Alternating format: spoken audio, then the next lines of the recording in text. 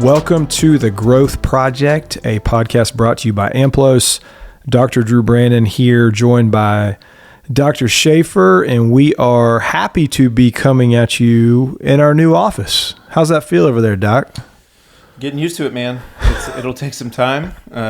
Probably have to tweak the setup a few times, so if you are somebody who tunes in and watches this on YouTube, I have a feeling you might see us in some different settings and backdrops over the next few weeks. Yeah, and look, we are getting settled. I think all of our listeners have made at least one move at somewhere in their life, whether it be for their personal purposes or maybe through their work situation, whatever that might be. So yeah, it takes a little bit of time. We're going to hang in there, right? Yeah, we'll be all right. It'll take some time, but we'll get there. And in the meantime, we're going to be making it work, and happy to be back on the Growth Project. So today, Cory, we are going to get into a topic that I hope, as people hear and listen, are immediately thinking, well, this applies to me. Because the reason that's so vital is everybody should be thinking about this. So we're talking about, how do you actually get better? So let's start with the fundamental here. Why should everyone be asking that question? The simple reality is, if you're not getting better, then you're probably in some form of stagnation or complacency. And the reality is, there are plenty of people around you who probably are getting better. Yeah. And so, if you look at it very simply in that way, at some point you're sort of getting left behind. That would be one reason, at least, that it immediately jumps out for me. Yeah, it could be just that, right? That somebody is kind of stagnant.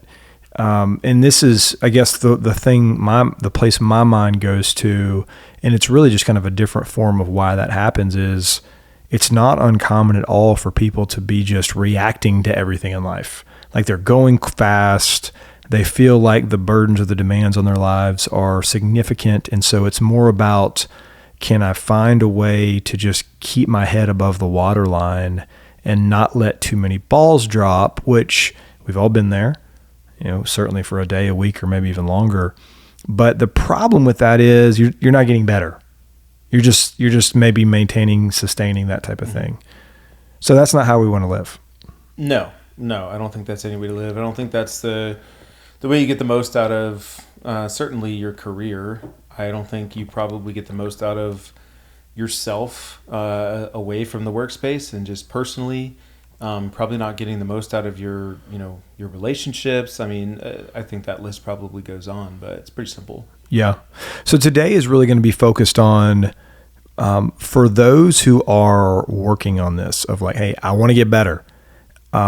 Unfortunately, the path to doing that isn't always just completely clear. And so we're talking about 5 keys to getting better today. And we're going to kind of walk through this sequence, or walk through this process, and give you some very concrete, actionable places to go in your pursuit of getting better. And as we talk about and use that language kind of loosely today, really the framework we're going to discuss applies to any example of that, whether it be the industry you're in, the skill set you're focused on, the weakness that you're trying to kind of get your hands around in maybe a new way. All of that works here. Mm-hmm. All of that works. Yeah. Yeah. Where do we start? Okay, so let's dive in. And the place we need to start in kind of this whole sequence is, when you're thinking about getting better, doesn't matter how you're trying to get better, you got to begin by admitting you can't do this on your own. This is not a solo job. So work that through for us a little bit over there, please. Yeah, I mean, I'm sure there are plenty of cases where that could be the case, but there are certainly plenty others in which, you just need help. Yeah. Right? So I think that can be challenging because it requires a level of humility. It requires us to sort of drop our ego and maybe, as you use the word admit that, hey, I don't have it all figured out, or maybe I don't know what the next step is, for example. That vulnerability is uncomfortable, and I think that's probably immediately just enough friction for people to not take the necessary first step. That's a great word. That's a great word in that situation, right? That there is that friction there of, oh gosh, like I can kind of see this thing, but if I were to go to the next step, with that thing, that would mean I had to kind of like raise my hand and admit and ask somebody to help me. Yeah, and I think maybe even what precedes this is some action has been taken, and very quickly sort of learning that maybe that wasn't the right action. Maybe I don't know what I'm doing. You know what I mean? Like I can imagine somebody who's saying like, well, I want to get in shape, so I'm going to start exercising. And then they go into the gym and then realize how little they know about, what to do in the gym, or, they get hurt. Yeah, or they don't get to the gym, but they get shin splints in a week or something like that. Yeah, whatever it is. I just think it's like, hey, I think probably plenty of people, if we're honest, what precedes this step is I'm going to try to figure it out on my own. On my own, yeah. And because that usually doesn't, or often, let's say, doesn't lead to the type of growth or the improvement that I'm looking for, maybe then and only then, unfortunately, do I come to this realization like, all right, I actually do need help. Yeah. And, one way to frame this too that I think can be helpful to get people over that threshold of actually reaching out and asking for the help is, for most of us, the things in life that matter the most to us, don't we normally ask for help in those areas? Like you don't give yourself an annual physical.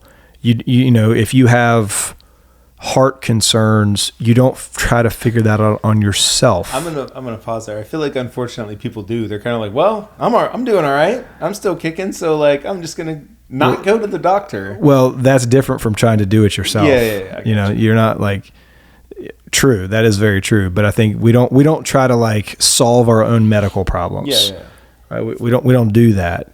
We typically are willing to consult with whoever the expert might be in areas that we really care about. Mm-hmm. That's just what we do. So I don't know what area is more important than like getting better at things. And so could that be a helpful little kind of framework there to get you over the threshold of asking for help? Yeah. Okay. So we start there. We got to ask for help. What comes next? Yeah, I think it can be helpful, and this may not necessarily be the next direct step, but a step that can be taken, or something that can be useful, is just to find an example. You want to expand on that? And this is delicate here, okay?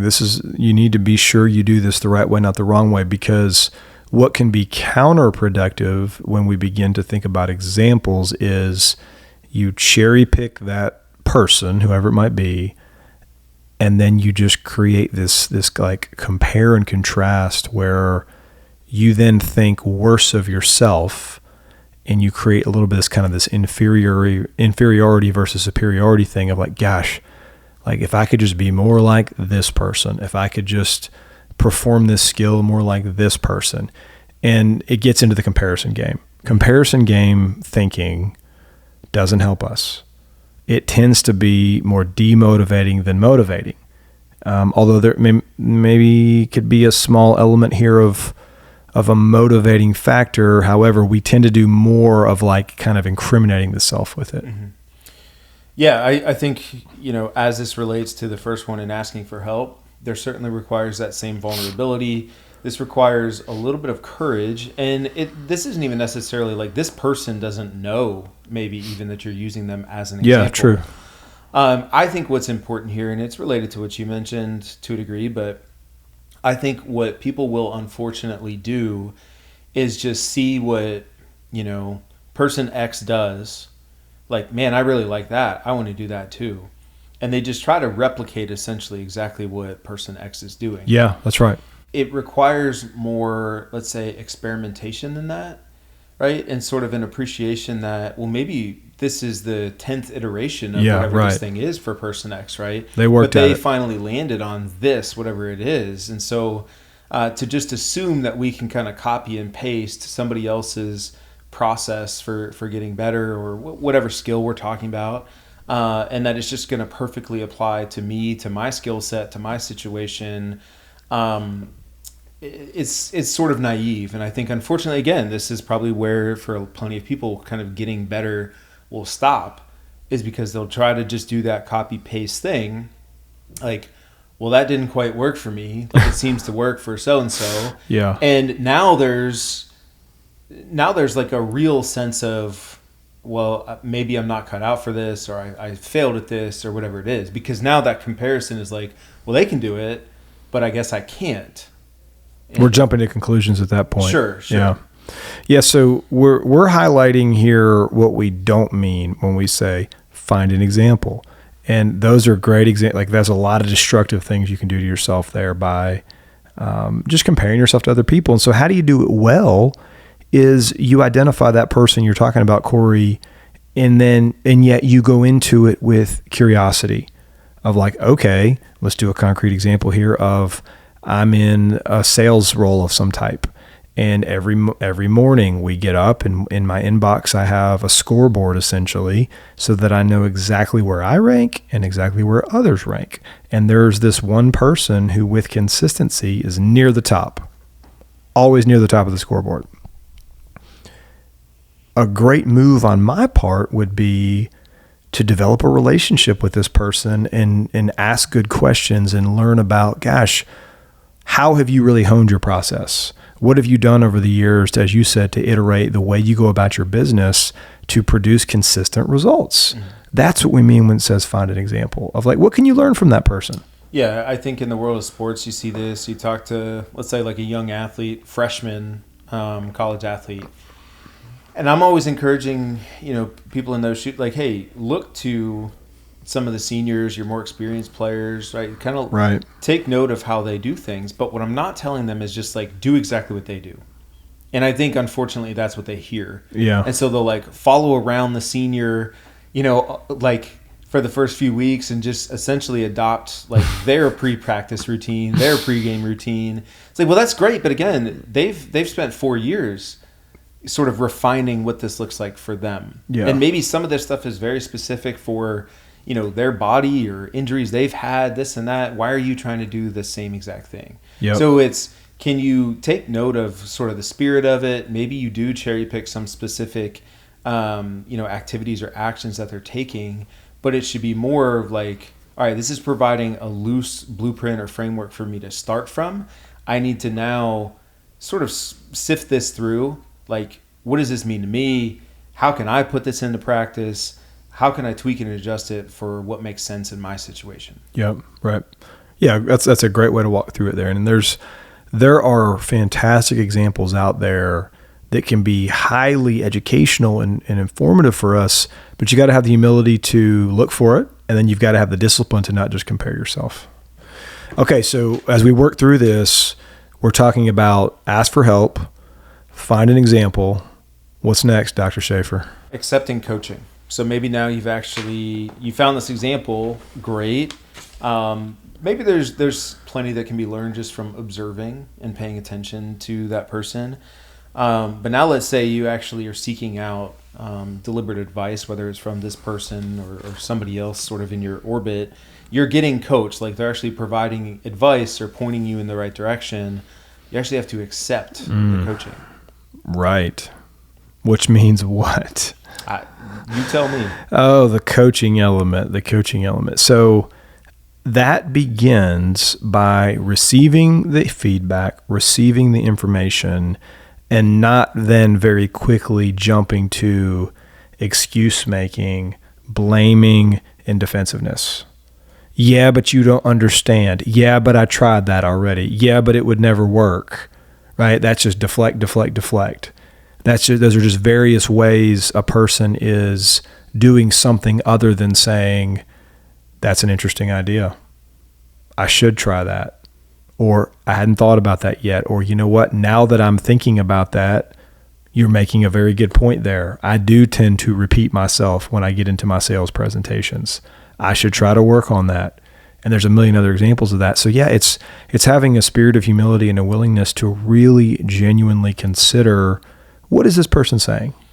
It's important at this point, if you've engaged, especially if this is intentional on your part to engage somebody, like you want coaching from them, then when they give it, I think it's really important to just adopt the right mindset going in and very, very intentionally maybe reminding yourself, like, just come in with an open mind and to listen first and foremost, right? Maybe take some notes, but out of the gate, I think when you're getting that coaching is just try to soak it in. Give yourself time to process it, to think through it, come at it from different angles. And then if you have questions, follow up with the questions. Right. But the questions should be for clarification or, hey, tell me more about this. What would that actually look like? Can you show me an example of that? Like those types of things before you then sort of, I guess, put that into practice. But in the moment, like you said, to sort of just push back and get defensive and, go through the list of reasons why that will not apply or work for me, you're not even giving it a chance. Right. You want to be the scientist. You don't want to be either the prosecutor or the defense attorney. Right. You are listening. You're focused on objective information. You're trying to get to the truth of the matter. Right. That's what it means to be coachable. And look, I don't care what industry you're in or what ladder you're trying to climb. One of the more common misconceptions I feel like that's out there is that the way you do that is to be like confident and bold and have charisma and all these things. And it's like, well, okay, those things can be good in their proper place, but if you are not coachable, good luck. Right. Okay, right. Next. Yeah, number 4, set a goal. Why does this matter? Always love setting a goal. That's why it matters. All right. On to number 5, I guess. Why do you need to set a goal? There's a ton of reasons. I think the one that I would start with is because there's something very interesting that happens when some type of goal or aspiration that we have that it initially lives in our mind only, then begins to have a life somewhere else, whether that be on a piece of paper, whether that's in transferring it as I communicate that to you through verbal language, whether I send it in a text or an email. But the moment it lives anywhere other than simply in my head, that's a big shift that's occurred because I've now put that out there and I've made it known that, hey, this is this thing that I really, really want. I have a goal related to my attempt to get better. Mm-hmm. So I think, why do we need them? It's extremely safe to keep it to yourself. Yep. And if you have some type of vision or desire to get better in whatever the area is, you keeping that to yourself is slowing you down. Yeah, I think it's also important just to define like what is progress going to look like here. How do I know that I'm getting better? Now, I would argue the caveat to this is not just setting the goal, but also maybe setting some parameters around like, hey, I'm going to reassess in a month. Yeah. I think that's important because it's like, all right, I tried this new thing that I learned. I got coached on this. I did it for a week and I didn't automatically, become the best salesman in the company. Right. Or, well, I fixed my diet. I did it for a week. I don't know why I'm not down 15 pounds. But I went to the Y and shot hoops, but I'm not LeBron James. You're right. Whatever it is, I think that's the point is like, can you have enough patience to stick with it? Especially again, if like you're going about this as we've described it, you admit that you need some help, you find a good example, you get some coaching. Hopefully those are all very deliberate, intentional things. I don't think this person wants me to fail. Mm-hmm. Right. So they're kind of nudging me in this direction. I'm going to take their advice. I'm going to try it. But as I said, I'm going to be open to maybe that'll pivot and I'll need to adjust it over time for what makes sense and what works for me. But first and foremost, it's like I got to give it a little time. Yeah. Doing anything, once, twice, just a handful of times, if you assume that's going to move the needle in a very significant way, you probably are setting yourself up to fail. Mm-hmm. Right. So having enough patience to stick with something, to get enough data once you set that goal, I think really matters. But that's how you ultimately then, again, you have to give yourself the time to experience progress. Agreed. And this is also a place where a couple of these categories that we've been talking about also kind of converge. And specifically, I'll speak to set a goal and be open to someone helping you. You need to share your goals with someone else for a couple of reasons. One, as we said a minute ago, to put it out there. But secondly, someone needs to kind of co-sign on these goals in the sense of, hey, yeah, this seems appropriate, both high and low, because it doesn't do you any good to kind of throw this thing out there that is wildly unrealistic. Mm-hmm. That doesn't do you any good. You know, right. For the company that did, just make it up, $1 million of revenue last year. And it's like, you know what, guys, we're going to 10 million this year. I hope you got a great product. And if you do, good for you. And that's fantastic. And we'd love to see someone go from 1 million to 10 million a year. And I'm sure there's examples of that, but there probably aren't many. Like that'd be pretty tough. So be sure that your goal is reasonable. And then the same goes to also don't aim too low. Mm-hmm. You know, if you've been the top salesperson in the company 3 years running, don't aim to be in the top 10. You know, aim higher than that. Yeah. So you need someone to help calibrate your goal in a way that serves you well, challenges you, but doesn't set you up to fail. Mm-hmm. Even the I guess the suggested time frame is about a quarterly system is usually a good time frame. So 90 days. Mm-hmm. Right. So once you do have kind of a good plan in place and you've put it together, that's a suggested time frame for where it's short enough that you can make some progress, but not so long that you completely lose sight of it, or it's so far in the distance that you can kind of delay in getting going. So that time frame might be helpful, or even if it is like, hey, this year-long goal, chunk it up into some smaller segments. Yep. and measure some progress that way. Yeah, great point. A year is too long. Mm-hmm. If I'm not going to get any feedback or data on how I'm doing until 12 months later, problem. I remind people that all the time, right? Like if you're going to go set a goal in January and then look at it in December, I mean, if you take 1 or 2 steps off course over time, how far from your target do you think you're going to be? But if I'm checking in on a relatively regular basis just to make sure that I'm still on the right track and on the right path, it's pretty difficult to get too far off track. Yep. Right. So imagine if I am checking in on a quarterly basis. Well, that's a whole lot better than 12 months. Even better, like, hey, let's just check in once a month and kind of see where I'm at. Am I still on track the way that I intended to be when I set out for this thing? If yes, then great. You know. Great point. Okay, so we're working through our system here. We're admitting we need help. Find an example. Accept coaching. Set a goal. And then, you know, this last one we're going to get into, Cory, although it might seem obvious to our listeners, those of us that work in the psychology space, as you and I do, this doesn't always happen. So what's number 5? Yeah, at some point you just got to get going. Got to start. Right? And again, I think, unfortunately, a lot of people are sort of waiting on the ideal or perfect circumstances in order to get started. Yeah. And I mean, all the research would point to like that's not necessarily what's most important in the early stages. You just need to get started, get moving. You need to sort of develop some momentum before you worry about like the intensity of it or having the perfect strategy or whatever. At some point, you kind of just need to get the ball rolling. Yes. In the right direction. Right. In the product development space, a term probably most people are familiar with is that MVP, right? A minimal viable product. Like just get something out there. Yeah. Get something into motion that you can then learn from and react to, and like you got to get going. Well, and again, if you combine this with the last one, so now I've set a goal, I have a plan, I have a process. I know though that hey, maybe what this thing looks like day 1 may be very different day 90, or at the end of the year. But that's okay. Again, it's kind of baked into the process, right? I'm just going to get started.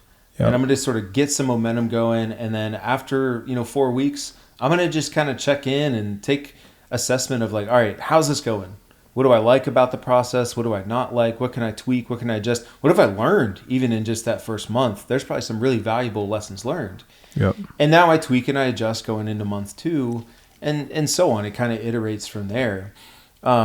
But yeah, I think so many people think they need to have this perfect plan and blueprint in place before they ever take the first step. And I would argue that's just slowing the process down. Big time. Let's give you some language to listen for there too. So here's some common phrases to pay attention to that would be, that would indicate you aren't doing this quite yet. It would sound things like this, but I've just got so much going on right now, or beginning next month, or I just got to get to the next quarter, right? Or once we get to the summer, or, there's just There's so many of those. Yeah, absolutely. And ultimately that sounds great sort of in your own mind, right? Is you're justifying why you can't get started right now. And yeah, there's truth to, there's probably never an ideal perfect time, but that's the point. Yeah. Right. Because once you get through that next quarter, something else comes up, right? There's another reason why you can't start now or get moving. So I think once you sort of decide on this, whenever this is, you get some good direction. Again, you've kind of followed this process. Like, just start. Yeah, just get going. Don't, as you said, does not have to look perfect. It won't look perfect. No. I think, again, like this idea of getting better and improving and whatever it is, like, it's not a beauty pageant, so to speak, unless I suppose you're training or something. Well, you could be. Are you about to tell us? But you know what I mean, right? Big announcement coming. You're not going to get points for style. Right. Right. Like it's probably going to be messy, and that's okay. And so because it is, just accept the fact that it might not be perfect, get going. And then I would argue like adjusting along the way is more important. I read recently actually, like this idea of sailing. Okay. What sailors do, like if there's a strong headwind, all right, is they don't try to just sail directly into the headwind. Okay. So what they do is this almost like zigzag pattern, kind of back and forth, left and right. And it just helps kind of cut through the wind.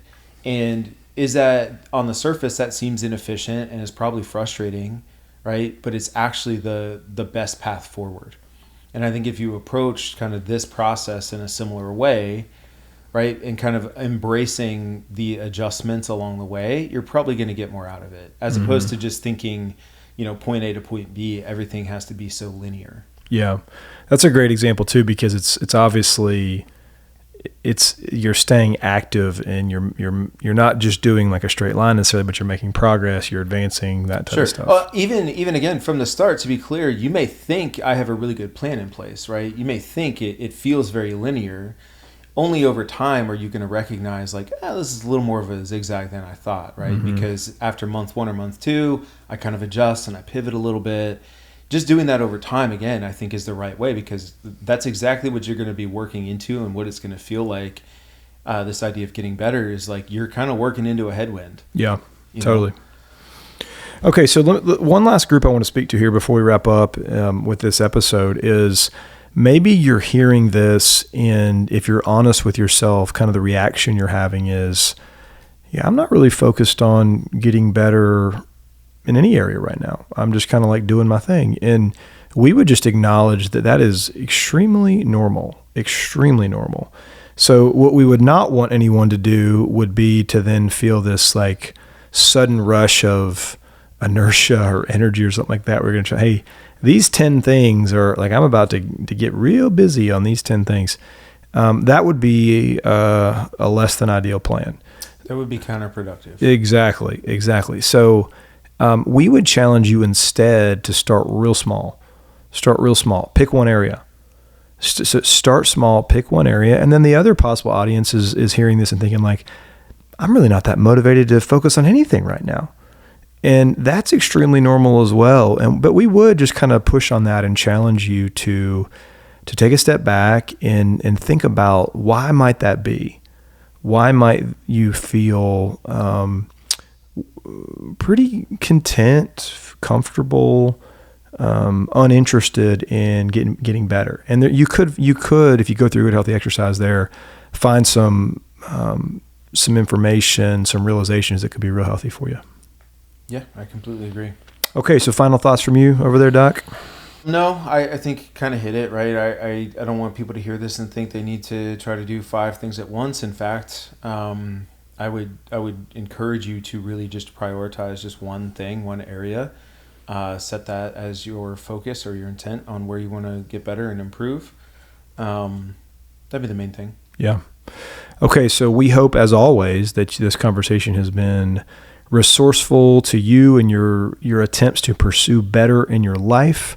We're always grateful to our listeners. Please give us a review, whether it be on Apple Podcast or Spotify. And we look forward to our next conversation on the Growth Project. Thanks so much.